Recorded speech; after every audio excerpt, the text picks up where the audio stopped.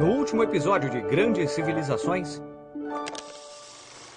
parece que Clotilde falou tanto sobre isso, falou tanto, mas tanto, que finalmente Clovis cedeu e por fim foi batizado. Esse foi um evento importante, porque a partir de Clovis, todos os francos se converteram ao cristianismo, o que solidificou a relação entre reis e a igreja cristã, que duraria séculos.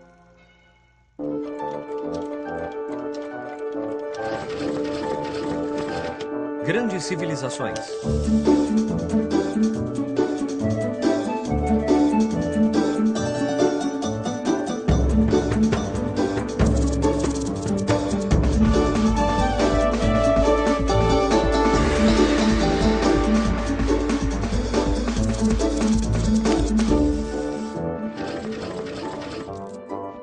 Os Carolíngios, segunda parte. Pepino era um duque franco que tinha terras em Soissons, a uns 100 quilômetros de Paris. Chamavam-lhe o Breve, porque, bem, vamos dizer, porque ele não era muito alto. Pepino o Breve não estava muito feliz com a quantidade de terras que possuía. Apesar de sua baixa estatura, Pepino sentia-se grande o suficiente para se tornar o rei dos francos. Ele tinha um plano. Pepino notou que o Papa, em Roma, era o chefe da igreja e tinha muita influência sobre todos os cristãos no reino. Então, Pepino enviou tropas para a Itália para defendê-la dos invasores e agressores. Isso lhe permitiu criar os Estados Pontifícios. Ou seja, era como se a igreja tivesse seu próprio reino. Em agradecimento, o Papa Zacarias deu-lhe todo o seu apoio. E no ano 754, Pepino foi coroado o novo rei dos francos. Pepino o Breve tinha realizado muitos feitos. Apesar de ter sido um grande homem na história, seu filho estava destinado a ser ainda maior. Claro, ele era alto. A fama não demorou a chegar para o filho de Pepino, chamado Carlos Magno. Ele continuou o sucesso de seu pai, enviando mais exércitos a Roma e expandindo os territórios governados pelo Papa. Em retribuição, o Papa o nomeou Romanorum Ecclesia Protector, o que significa algo como protetor da Igreja de Roma. Com esse título, Carlos Magno conquistou terras ao norte, ao sul, a leste e a oeste. Seu objetivo era controlar todo o continente europeu, convertendo todos os habitantes ao cristianismo. Depois de incansáveis campanhas contra os lombardos, saxões, ávaros, eslavos, os godos e os visigodos, Carlos Magno conseguiu criar seu grande império. Mas ele não era apenas um grande conquistador. Carlos Magno também queria unificar os senhores e as aldeias de seu império sob uma única religião e uma cultura compartilhada, baseando seu poder no conhecimento.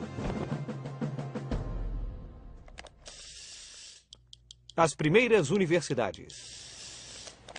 Por volta do ano 800, Carlos Magno tornou-se finalmente o rei de todas as terras da Europa e ficou muito popular. O reino criado por Carlos Magno era muito extenso e ficou conhecido como Império Carolíngio. Apesar de ser um governante inteligente e poderoso, Carlos Magno nunca tinha ido à escola. Ele passou sua infância aprendendo a lutar e a conquistar territórios. Na verdade, naquele tempo era tudo que qualquer nobre fazia.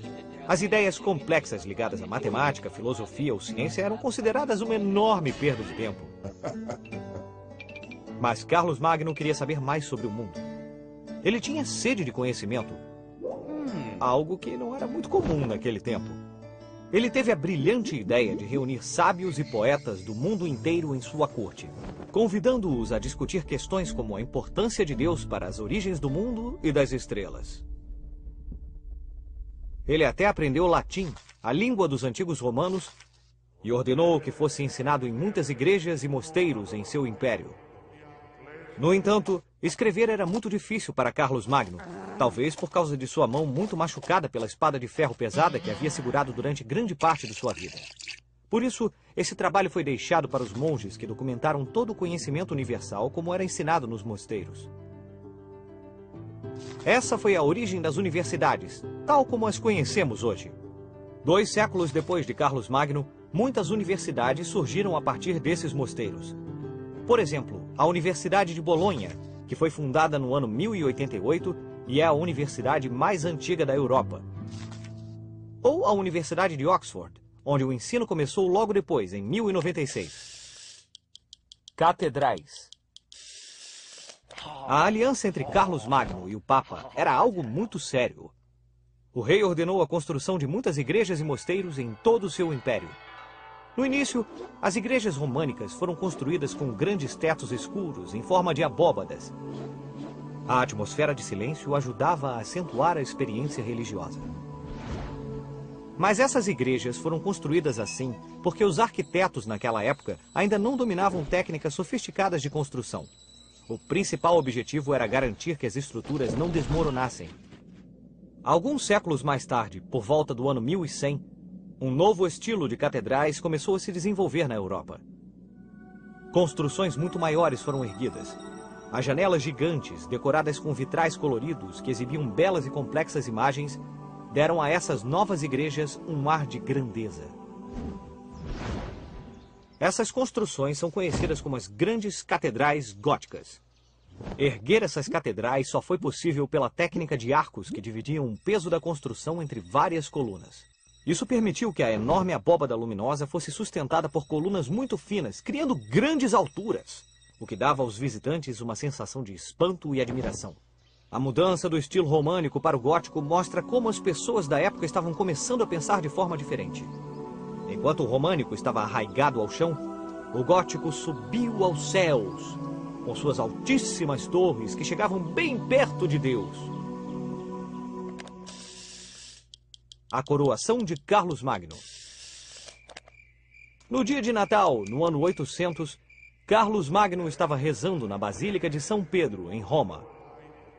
O Papa Leão III aproximou-se dele e, enquanto todo o seu povo se ajoelhou, sagrou Carlos Magno, imperador do Império Romano Germânico. O grande reino de Carlos Magno foi transformado em um império. Ele queria reviver o esplendor do antigo Império Romano do Ocidente. O engraçado é que Carlos Magno e seu povo não eram os romanos, nem italianos, mas os germânicos. Os povos que há muito tempo atacaram e destruíram Roma. Pois é, mas a roda da história havia girado. Agora era um povo germânico que havia dominado grande parte da Europa e que queria unificar todos os povos em um único império. Líderes de todo o mundo prestaram homenagens a Carlos Magno. Por exemplo, o príncipe oriental muçulmano Harun al-Rashid, como se não bastasse enviar tesouros preciosos a Carlos Magno, mostrou seu respeito presenteando-o com um elefante. Um elefante? Cara, que presente maneiro! O Império de Carlos Magno tornou-se famoso graças à sua inteligência, sua força de vontade e seu espírito de liderança. Mas, infelizmente, como todas as conquistas foram realizadas apenas por ele, depois de sua morte, o grande império logo desapareceu. 14 anos após sua coroação, no ano 814, o império foi dividido entre seus 3 netos, que logo fundaram 3 reinos, o da Alemanha, o da França e o da Itália.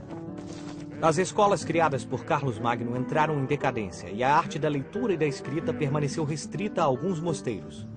O Império Carolíngio, a grande obra de Carlos Magno, não durou muito tempo.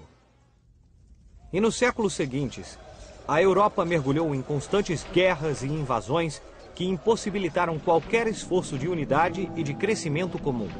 O sonho de Carlos Magno, com uma Europa unida, com objetivos e aspirações comuns, continua a ser um dos desejos dos países que compõem a Europa de hoje, 1200 anos depois.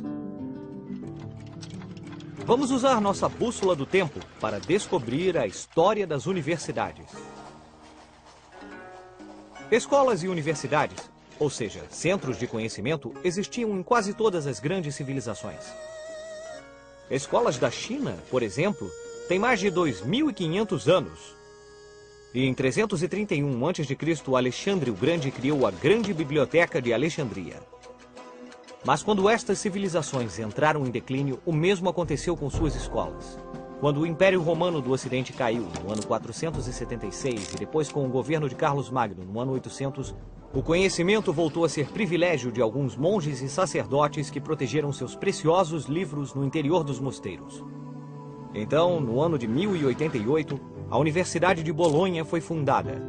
A partir desse momento, as universidades começaram a florescer em toda a Europa. A Universidade de Oxford, em 1096, a Universidade de Paris, fundada em 1150, e assim por diante. Os centros de conhecimento perduraram através dos séculos. Por isso, podemos encontrar estudantes modernos estudando lá até hoje.